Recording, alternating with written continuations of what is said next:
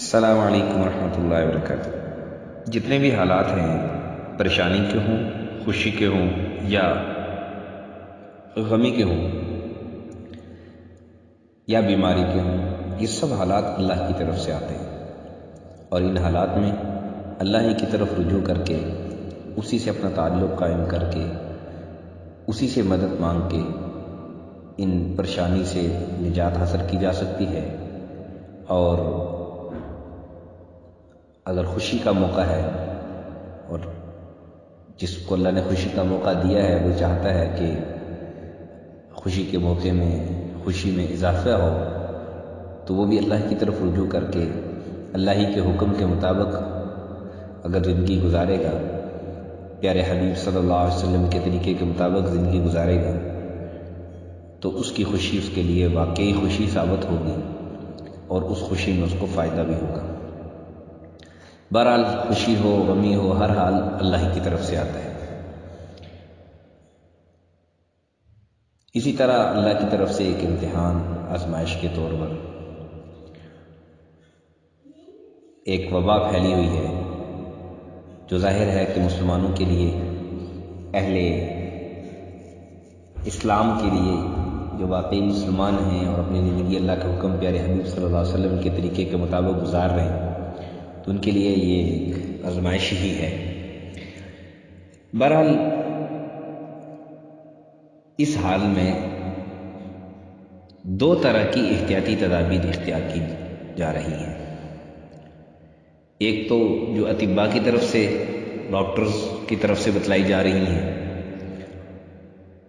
احتیاطی تدابیر، اور ایک قسم کی احتیاطی تدابیر وہ ہیں جو کہ علماء کی طرف سے، محدثین کی طرف سے، مفتیان کرام کی طرف سے، اہل علم کی طرف سے بتلائی جا رہی ہیں۔ اب ان دونوں پر عمل کرنا ہمارے لیے ضروری ہے، اور نجات کا واحد راستہ یہی ہے کہ ہم جو ڈاکٹر حضرات، طبیب حضرات، جو ماہرین ہیں، وہ جو ہمیں احتیاطی تدابیر بتلا رہے ہیں، ان پر عمل کر کے، اور پھر ظاہر ہے جو مسلمان ہے اس کی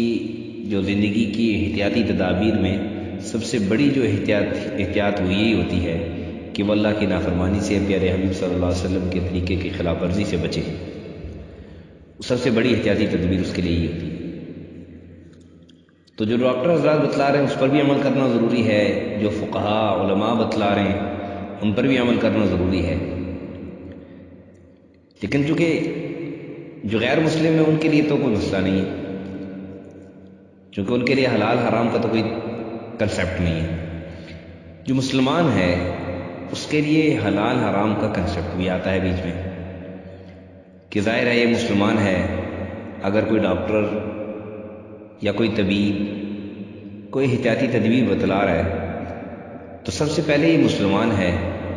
تو اب اس احتیاطی تدبیر کو یہ پرکھے گا دین اسلام کی، شریعت کی روشنی میں، کہ آیا یہ میرے لیے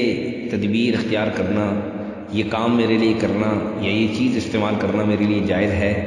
یا ناجائز ہے۔ اگر دین اسلام، شریعت اس کی اجازت دیتی ہو کہ ہاں یہ جائز ہے، تو پھر وہ اس کو اختیار کرتا ہے، اور اگر شریعت اس چیز کی اجازت نہ دے تو پھر وہ مسلمان اس کو اختیار نہیں کرتا ہے۔ تو اسی سلسلے میں ہمارے اطباء حضرات نے ہینڈ سینیٹائزر کے استعمال کا جو مشورہ دیا ہے کہ بھئی ہینڈ سینیٹائزر استعمال کیا جائے۔ اب اس میں چونکہ الکوہل استعمال ہوتا ہے، اور اب الکوہل تو بظاہر اگر کھجور کا ہو یا انگور کا ہو تو وہ تو ناجائز ہے، نجس ہے، اس کا ایک قطرہ بھی حرام ہے۔ تو اس میں ہم کیا کریں؟ الکوہل والا وہ ہینڈ سینیٹائزر استعمال کریں یا نہ کریں؟ ایک یہ سوال بنتا ہے۔ دوسرا سوال بنتا ہے کہ اطباء یہ کہتے ہیں کہ جی ماسک پہنیں۔ اب نماز پڑھتے وقت ماسک پہن سکتے ہیں یا نہیں پہن سکتے؟ کیونکہ عام حالات میں تو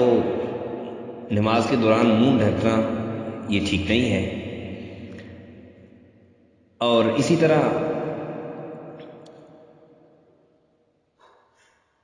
اور بہت سی احتیاطی تدابیر بتلائی جاتی ہیں، اور پھر اس کے ازالے کا طریقہ بھی بتلایا جاتا ہے. جیسا کہ اطباء یہ کہتے ہیں کہ جی گھر میں نماز پڑھیں جماعت کے ساتھ، مسجد میں نہ جائیں. اور پھر جو بیمار ہیں، جن کو وائرس ہے، جو وائرس کا شکار ہو چکے ہیں، وہ تو بالکل گھر میں نماز پڑھیں. پھر بعض ممالک میں ایسا ہے، اور اگر کہیں ایسا ہو جائے کہ مسجد میں جبری طور پر پابندی لگ جائے کہ جماعت نہیں ہو سکتی، اس صورت میں ہمارے لیے کیا شریعت کی کیا رہنمائی ہے؟ پھر نماز جمعہ کا ایک مسئلہ بنتا ہے کہ نماز جمعہ پر اگر پابندی ہو تو اس صورت میں کیا کریں، کیسے نماز جمعہ پڑھیں؟ پھر خصوصی طور پر کسی محلے میں کوئی ایسی وبا پھیلی ہو جو لوگوں کے ملنے سے، ایک دوسرے کو چھونے سے، ایک دوسرے کے قریب ہونے سے وہ وبا پھیلتی ہو، اور اس محلے کے اندر وہ وبا عام ہو جائے، تو وہ محلے والے باجماعت نماز کا کیا کریں، جمعے کی نماز کا وہ کیا کریں؟ تو یہ بہت سارے اس کے ساتھ ساتھ اور بہت سارے سوالات ہیں. چند ایک سوالات ہمارے ذہن میں تھے، تو ہم نے چاہا کہ شریعت کی روشنی میں ان کے جوابات ہر مسلمان کے لیے جاننا ضروری ہیں. تو لہذا آپ کو ایک ایک کر کے انشاءاللہ ایک ایک سوال کا جواب دیں گے. اس میں سب سے پہلے جو ہمارے پہلی دفعہ یہ ہمارے چینل پر آئے ہیں اور پہلی دفعہ ہماری یہ ویڈیو دیکھ رہے ہیں، ان سے گزارش یہ ہے کہ اسی طرح کی اور مزید اچھی ویڈیوز اور شریعت محمد مطہرہ کی جو روشنی میں زندگی گزارنے کے لیے رہنمائی اصول اور اللہ کا حکم، پیارے حبیب صلی اللہ علیہ وسلم کا طریقہ کیا ہے، کس معاملے میں ہمارے لیے اللہ کا کیا حکم ہے، پیارے حبیب صلی اللہ علیہ وسلم کا کیا طریقہ ہے، اس کو سیکھنے کے لیے ہمارے چینل کو سبسکرائب کریں، تاکہ ہمارا ہر نیا آنے والا بیان، نعت یا درس قرآن وہ آپ تک سب سے پہلے پہنچے. تو ان سے گزارش یہ ہے کہ چینل کو سبسکرائب بھی کریں، دوسروں تک بھی پہنچائیں، تاکہ باقی لوگ بھی اس کا فائدہ اٹھائیں. اور ایک گزارش یہ ہے کہ کم سے کم ہماری یہ ویڈیو، ہمارا یہ کوشش کریں جتنے زیادہ سے زیادہ لوگوں تک پہنچے، تاکہ لوگوں کی دینی رہنمائی ہو سکے. اس میں سب سے پہلے سوال ہینڈ سینیٹائزر کے متعلق ہے کہ کیا ہینڈ سینیٹائزر کے اندر الکوہل جو استعمال ہوئی ہے، تو اس کے استعمال کرنے کے بعد آپ نماز پڑھنے سے پہلے ہاتھ دھوئیں گے یا نہیں دھوئیں گے، دھونا ضروری ہے یا ضروری نہیں ہے؟ تو یہ بات سمجھیں گے. الکوہل اگر کھجور کی ہو یا انگور کی ہو تو اس کا تو ایک قطرہ بھی نجس ہے، لیکن اس کے علاوہ باقی جو سبزیاں وغیرہ اس کی بھی الکوہل بنتی ہے، اس کی اگر اتنی مقدار استعمال کی جائے جو آدمی کو نشہ دلائے تو وہ تو جائز ہے، وہ بھی نجس ہے اور حرام ہے. اور اگر اتنی مقدار استعمال نہ ہو، اس سے کم مقدار ہو جو آدمی کو نشہ نہ دلائے، تو اس کا استعمال جائز بھی ہے اور وہ نجس بھی نہیں ہے. لیکن شرط یہ ہے کہ وہ کھجور کی الکوہل نہ ہو اور انگور کی الکوہل نہ ہو. ہینڈ سینیٹائزر میں نہ کھجور کی الکوہل استعمال کی جاتی ہے، نہ ہی انگور کی الکوہل استعمال کی جاتی ہے. اس میں جہاں تک ہم نے معلومات کی ہے تو ایتھائل کی جو الکوہل ہے وہ استعمال کی جاتی ہے، اور گندم وغیرہ کی اس طرح کی نہیں. کھجور اور انگور کے علاوہ جو باقی چیزیں ہیں جن سے الکوہل بنتی ہے وہ الکوہل استعمال ہوتی ہے. تو لہٰذا اس کے استعمال کرنے کے بعد اب اگر نماز پڑھ رہے ہیں یا قرآن مجید کو چھو رہے ہیں، آپ کا وضو ہے لیکن آپ نے ہاتھوں پہ لگا لی، تو کہیں آپ کے ذہن میں ہو کہ میں نے تو الکوہل لگا لی ہے، تو اب دوبارہ مجھے ہاتھ دھونے پڑیں گے یا نہیں دھونے پڑیں گے؟ تو ہاتھ دھونے کی ضرورت نہیں ہے. ہاں اگر دھو لیں تو بہتر ہے، بہتر ضرور ہے، لیکن اگر آپ چھو لیتے ہیں تو آپ کے لیے جائز ہے. آپ نماز پڑھ لیتے ہیں، نماز پڑھ سکتے ہیں، اور اسے اگر آپ کھانا وغیرہ کھاتے ہیں تو کھانا کھا سکتے ہیں، آپ کے لیے جائز ہے. اسی طرح دوسرا سوال یہ ہے کہ ماسک جو ہے وہ دوران نماز آپ ماسک پہن سکتے ہیں یا نہیں پہن سکتے؟ تو عام طور پر تو جیسے میں نے پہلے عرض کیا کہ دوران نماز منہ کا ڈھکنا یہ ٹھیک نہیں ہے، لیکن کسی وبائی بیماری کی وجہ سے یا مجبوری کی وجہ سے حالت عذر میں، یا یہ بھی ایک شرعی عذر ہے کہ ایک بیماری ہے جو لوگوں تک پھیلتی ہے تو جس میں اس کا استعمال ضروری ہے،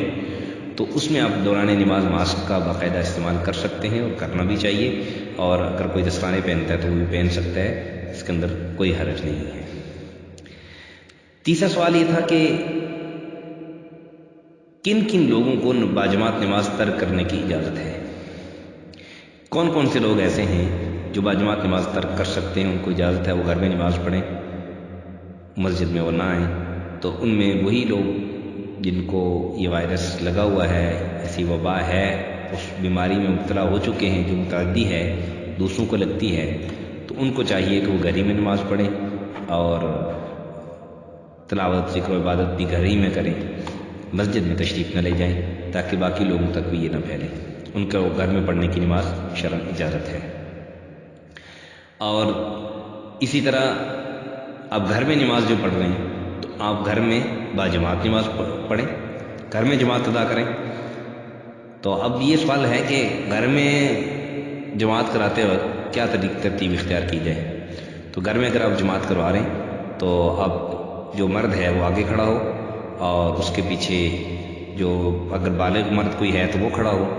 اگر بالغ مرد نہیں ہے تو بچے کھڑے ہوں، بچوں کی ایک صف ہو، اور پھر اس کے پیچھے جو ہے نا وہ اگر عورتیں ہیں ان کی صف ہو، تو باقاعدہ طور پر